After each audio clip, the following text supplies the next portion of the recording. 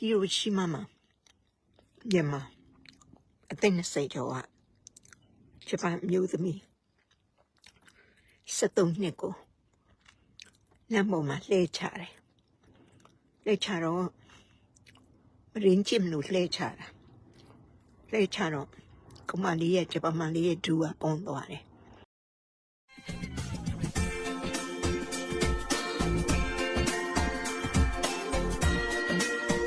ဟီရိုရှီမာမှာမြန်မာအသက်20ကျော်ကဂျပန်မျိုးသမီး73နှစ်ကိုလမ်းပေါ်မှာလှဲချတယ်လှဲချတော့မရင်းကျင်လို့လှဲချတာလှဲချတော့ကမလေးရဲ့ဂျပန်မလေးရဲ့ဒူကပေါင်းသွားတယ်အဲ့တော့ရဲကဖမ်းတော့ရဲကမေးတယ်တဲ့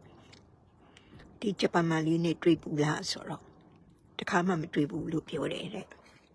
အဲ့တော့အခုဟလာတသိန်းရောက်လာတယ်မနေ့တိုင်ကျမလှုပ်သွားရင်ကောင်မလေးကတော်တော်ငယ်တယ်ဒီယုံမလေးကောင်လေးကအရက်ရှိရှိနဲ့ဒီနေ့နာနီတောက်ကြနေထိကျမ9ရက်လောက်ရတယ်သူတို့ကတစ်ခါတလေမှတွေ့တယ်တစ်ခါလေ1ယောက်တစ်ခါတလေ2ယောက်ဆိုတော့သူတို့ကုမ္ပဏီကကိုရင်းဖြစ်တဲ့တူတယ် rotation နဲ့နေရပေါ့နော်အဲ့လိုခန့်လာတော့မသိဘူးအဲ့တော့ကောင်လေးကတော့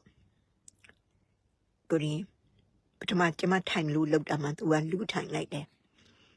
အဲ့တော့ကောင်မလေးကတော့တယုံမလေးငယ်နေတော်တော်ငယ်တယ်တော့သူတို့လည်းကျမကိုမြန်မာပြည်ရဆိုတော့သူတို့သိတယ်ဘာလို့ဆိုမနေ့တိုင်တိုင်ရင်ကျမမတ်မတက်ဘူးအလုပ်ထဲကျမမတ်တက်တာအောင်မတ်ကိုလေဘေးမှာပြချိတ်ထားတော့သူတို့ကျမမျက်နှာကိုတစ်ချက်ကြည့်လိုက်တယ်အဲ့တော့ကျမကတော့ main ကလေးဘက်ကပေါ့ main ကလေးရှေ့စန္ဒာတော့အတင်းစေတောင်မပြေသေးဘူးထင်တယ်ကောင်းမလေးကအဲ့တော့ main ကလေးဘက်ကညင်နာတယ်အဲ့တော့ရောက်လာတဲ့ယောက်ျားလေးတွေကထိုက်ကရင်ဂျပန်ကရင် HIV ပိုးတွေ့တာ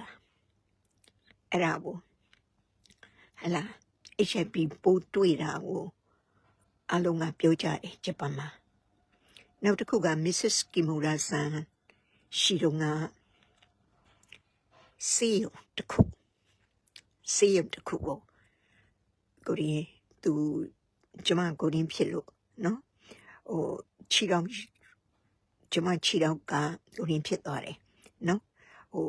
ဘယ်လိုပြောရမလဲFlemish ကိုရင်ပေါ့ရှောင်းတော့လမ်းလျှောက်ပါများတော့လေအလုပ်ထဲမှာအဲ့တော့ကကျမဟိုလောက်လုပ်တယ်ချင်းတနေ့7နာရီလောက်အဲ့တော့ခြေတော်ကနာတော့Mrs. Kimura ဆန်ကလိုက်ပို့ပြီးတယ်လိုက်ပို့ပြီးတော့ပူစိမနာမနေတဲ့ထော်တက်ကြွနဲ့ဟိုကချင်အမျိုးသမီးတယောက်ကိုတွေ့တယ်တွေ့တော့သူတို့ကကိုရင်းဖြစ်တယ်ဟိုဖေးလာတာလေတဲ့ဆိုတော့ဟိုMrs. Kimura ဆန်ကအေးဆန်ကိုလာပြတာတဲ့ဆိုတော့သူတို့မေးတယ်ဘာဖြစ်လို့လဲဆိုတော့အဲ့ပူစိမနာမနေတဲ့ထော်တက်ကြွပြောတယ်အဲ့ကချင်မနေတဲ့သူနေတဲ့နော်ကချင်မနေသူနေစေယုံမှာနှိပ်ပေးတယ်အဲ့ဒါကိုသွားနှိပ်တာသူတို့အလုံးမလုပ်ဘူးပေါ့နော်ထောက်ပံ့ကြေးယူပြီးတော့သွားနှိပ်တော့စေယုံကပြောတယ်တဲ့ငါတို့စေယုံမှာမင်းတို့2ယောက်ကိုနှိပ်မပေးနိုင်ဘူးဟလားအဲ့တော့မင်းတို့အခုပေါ့ကျမကို Mrs. Kimura ဆန်ခေါ်သွားတဲ့စေယုံမှာသွားပြဆိုလို့လာတာဆိုတော့Mrs. Kimura ဆန်ကဟုတ်လားတဲ့ဒါပဲပြောတယ်ပြောတော့ကျမ Mrs. Kimura ဆန်ရဲ့မျက်နှာကိုတစ်ချက်ကြည့်လိုက်တယ်ဘာလို့တစ်ချက်ကြည့်လိုက်လဲဆိုတော့သူကမြန်မာတွေကိုကူညီတယ်ကူညီတော့ဘာဖြစ်လို့ဒီ2ယောက်ကဒီစေယုံမှာလာပြီးတော့သူတို့နှိမ့်နေကြဟလားစေယုံကအစုကစေယုံကနှိမ့်လို့မရတော့ဒီရှင်အုပ်ကူကိုစေယုံကအကြီးပဲအစ်စ်ဖွင့်တာအဲ့စေယုံမှာလာနှိပ်ဖို့လာတာဆိုသူဘာမှမပြောဘူးမပြောဘဲနဲ့ era chama le mamibu tu ma pyo be ne mamibu inga ni dan ke ro chama Mrs. Kimura san ye yungama lo twa lo pe yare lo twa lo pe yare chama na ye ko inga ni ai ro nga na ye so ro tuတပတ်တစ်ခါဘူး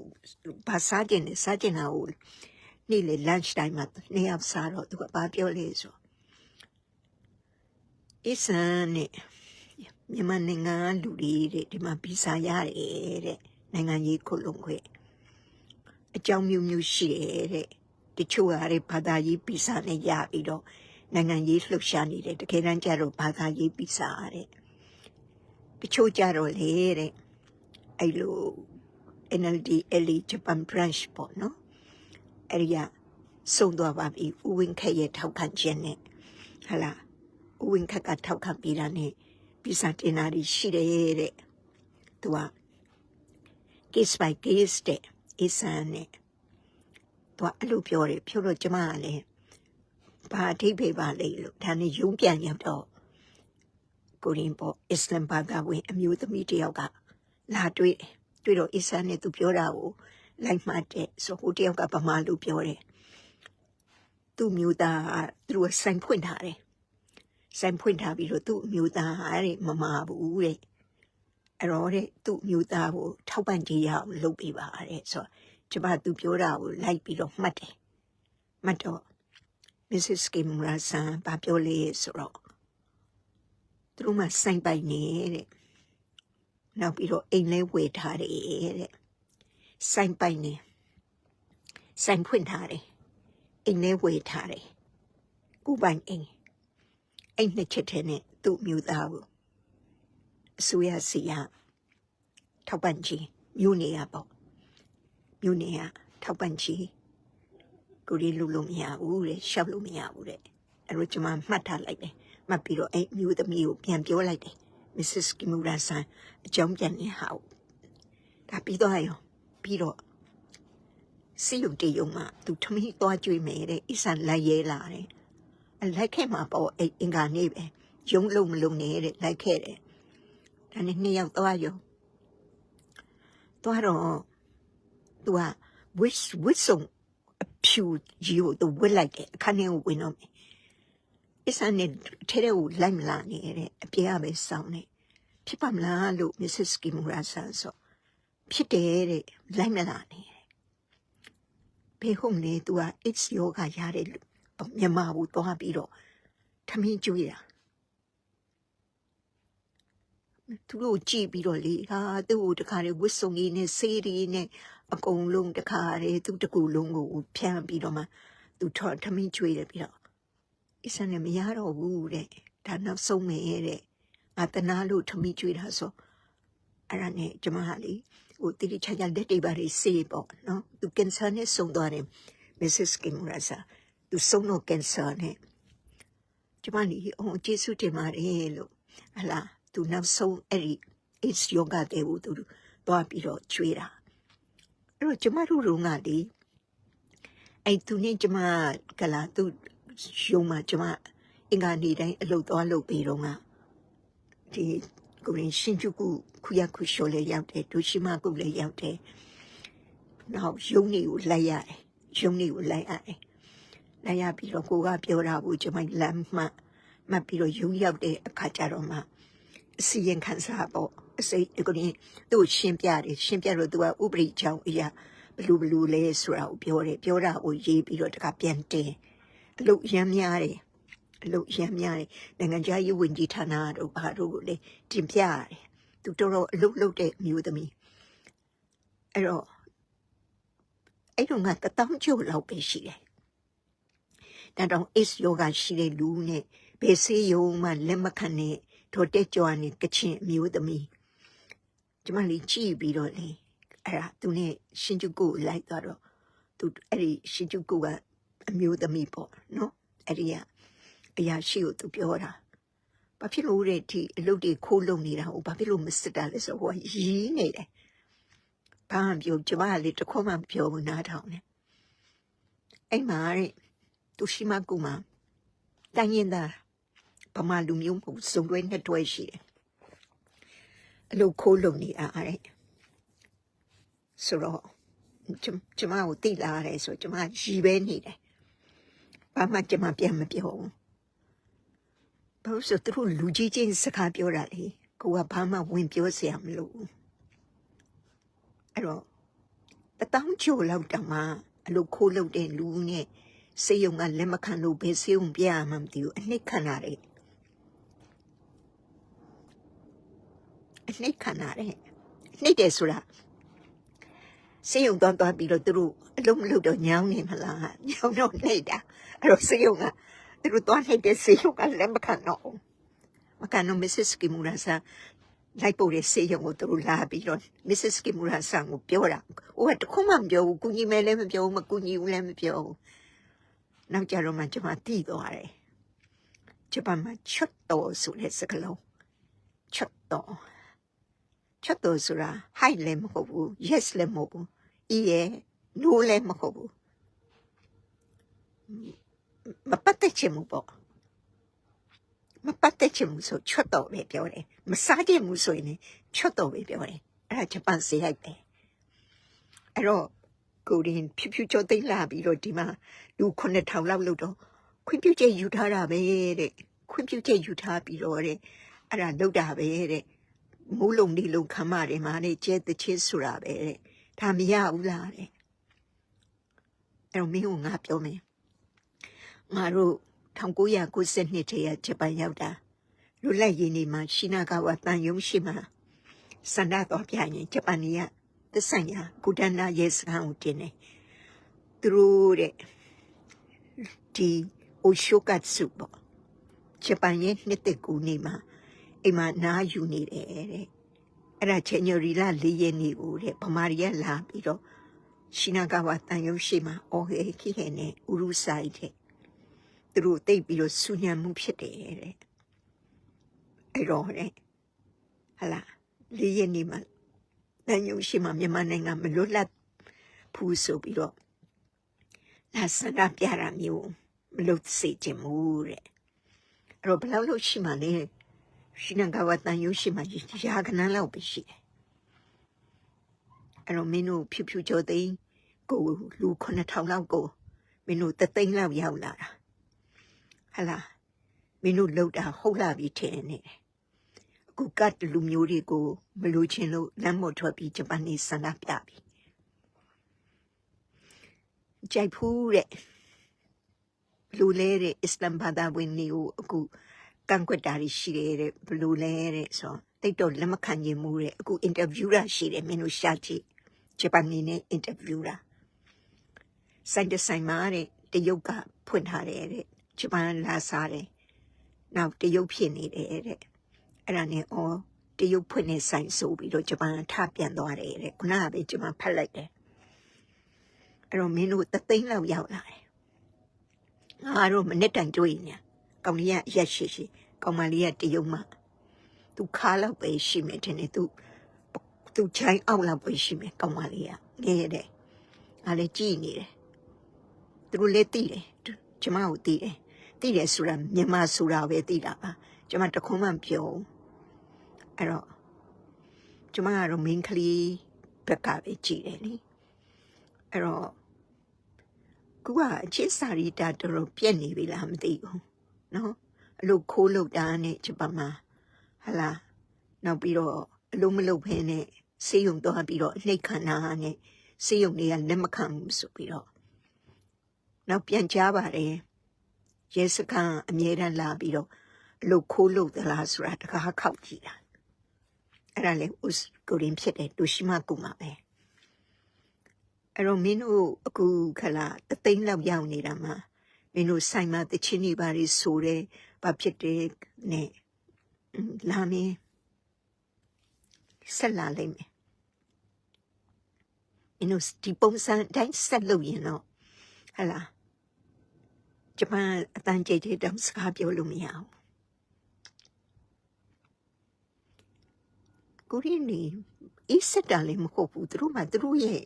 ဟလာဟိုတယောက်ကပြောတယ်သူတို့အလုပ်လုပ်တယ်တဲ့အလုပ်လုပ်လိုက်တော့အိမ်ကျွေးကားကျွေးသားသမီးတွေကြောင်းထားတာနဲ့ကျွေးတွေနေပြီဆိုသူတို့ဒီစကားများတာလည်းမကြိုက်ဘူး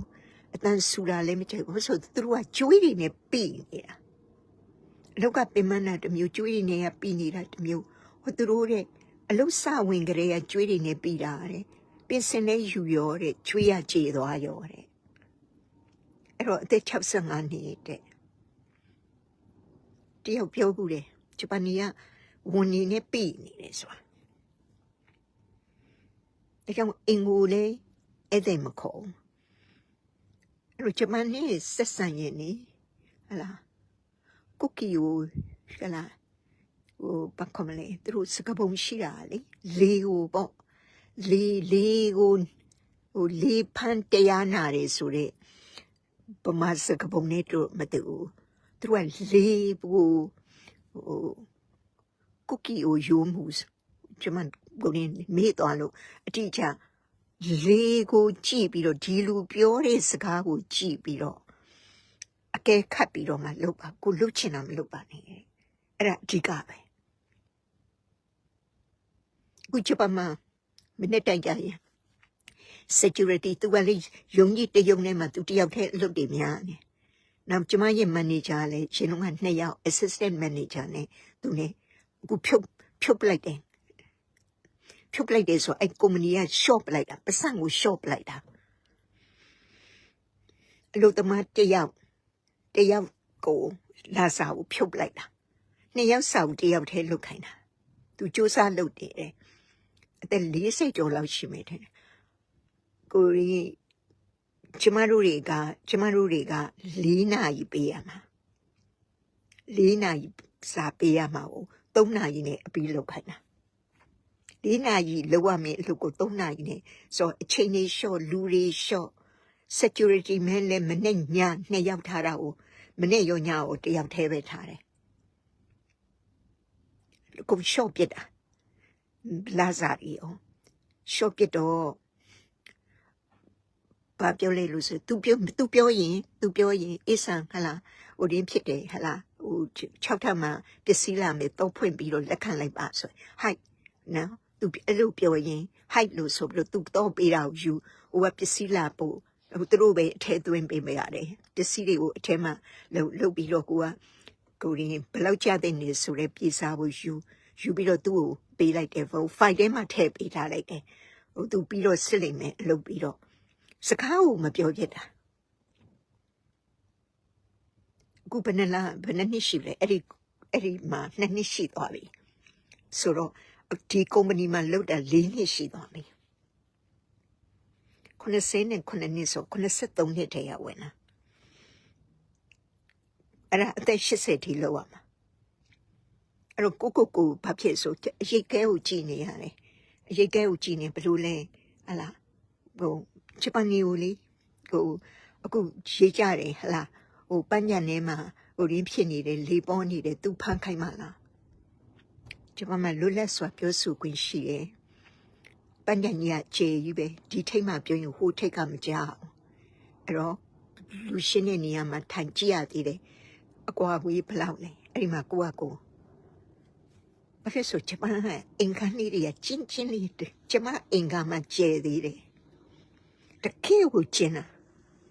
ဒီနေရာပဲဒီနေရာပဲစဒီနေရာပဲလို့အဲ့တော့သူတို့ကအားရမှာအပြင်ကိုထွက်တာဒါကြောင့်မလို့ကျမပန်းကြံမှာသွားပြီးတော့စကားပြောရဆိုတာကောင်မလေးအိတ်နေတယ်အပေါ်ကကြောင်းသူလေးတွေ2ယောက်အပေါ်မှာ2ယောက်လူငယ်ဂျပန်ကောင်လေးနဲ့ကောင်မလေးရဲ့တွေ့ရတခါဒီနီပိုကြောင်းသူလေး2ယောက်ကတခါကျမနဲ့ကြိုက်ရဲ့အခါညာအလုပ်လုပ်တဲ့ဂျပန်မှာလေဒီမှာမင်းကလေးဘယ်နှစ်ယောက်ရှိလဲဆိုရင်ကျမအပါအဝင်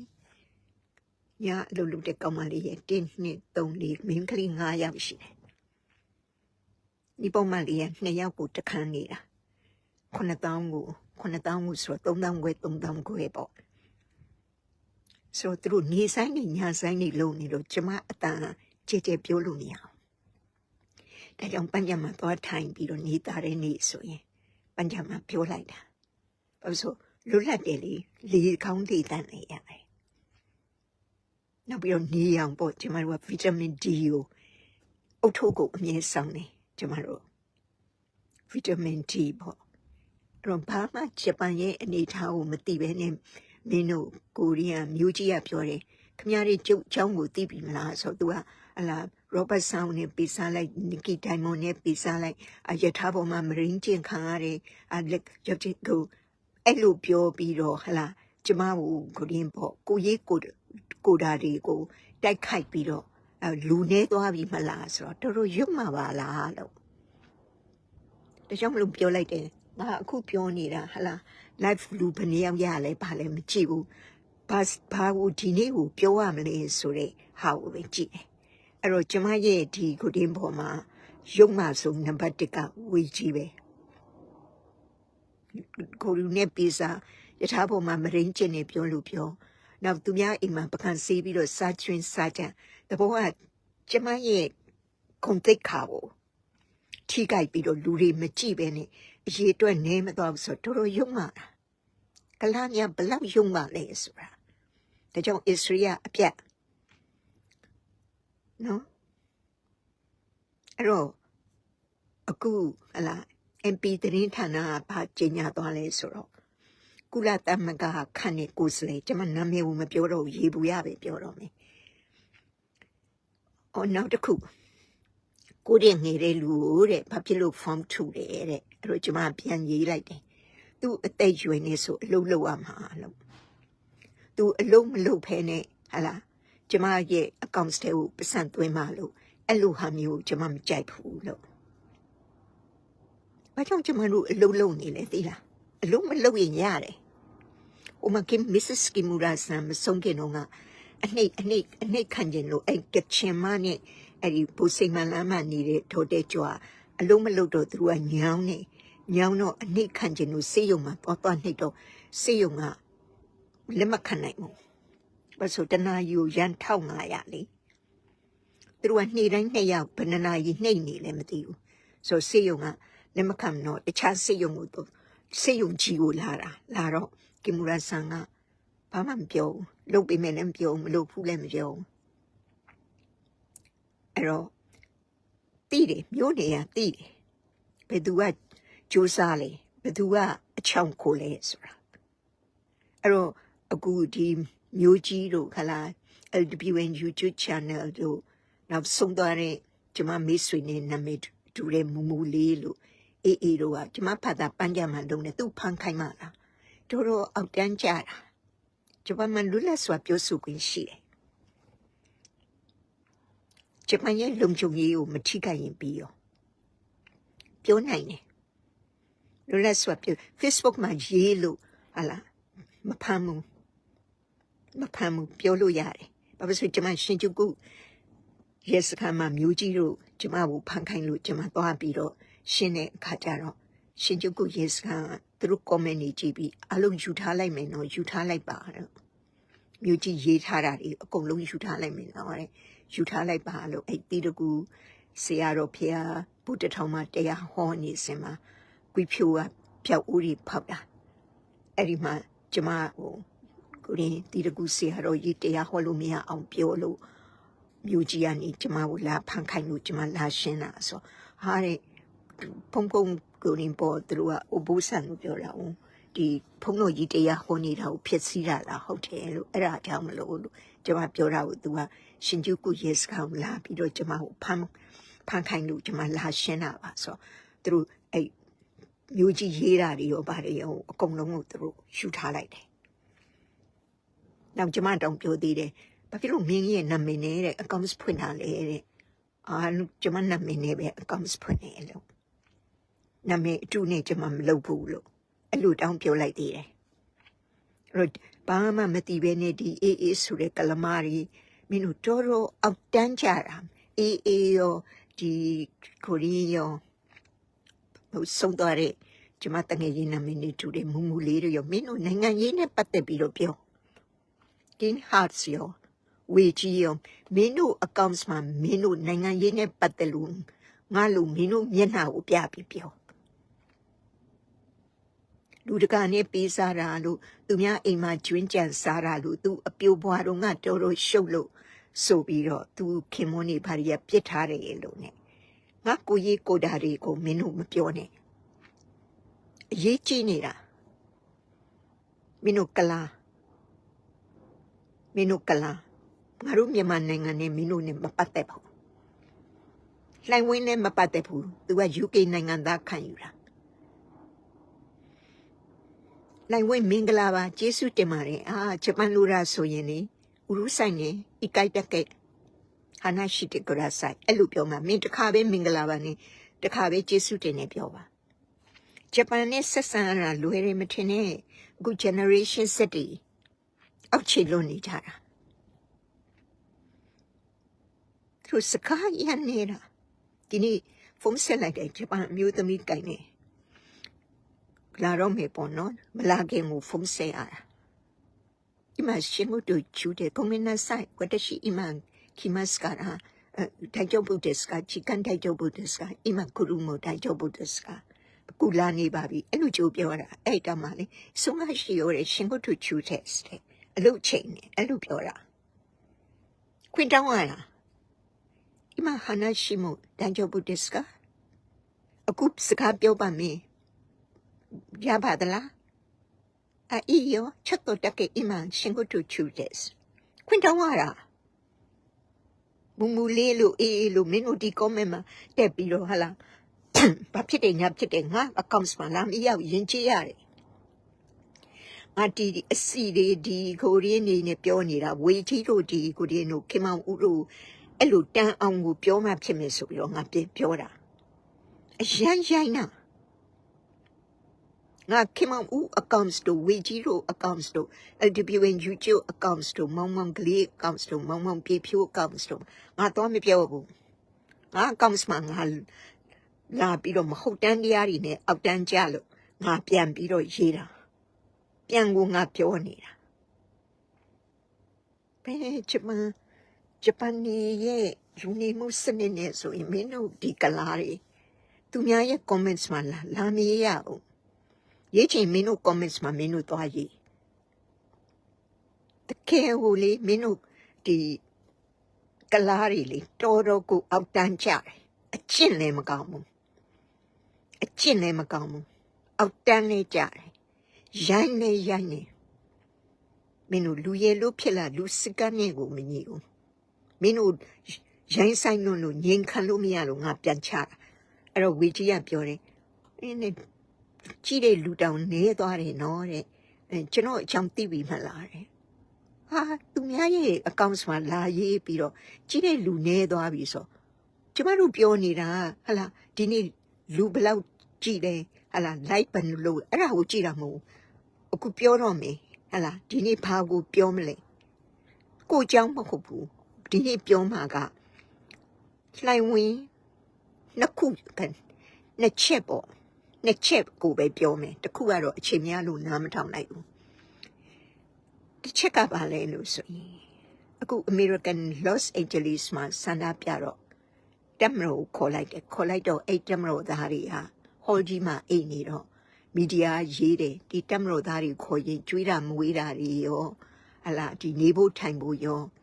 Trump ရဲ့ Republican ကစီစဉ်တဲ့နေဟလာဆိုပြီးတော့လှိုင်ဝင်းကဘာပြောလဲဆိုတော့မြန်မာနိုင်ငံမှာရှိတဲ့တက်မလို့သားတွေကကြောင်းတို့ဒီစရက်တို့ဟလာစေယုံတို့မှာပဲနေရတယ်တဲ့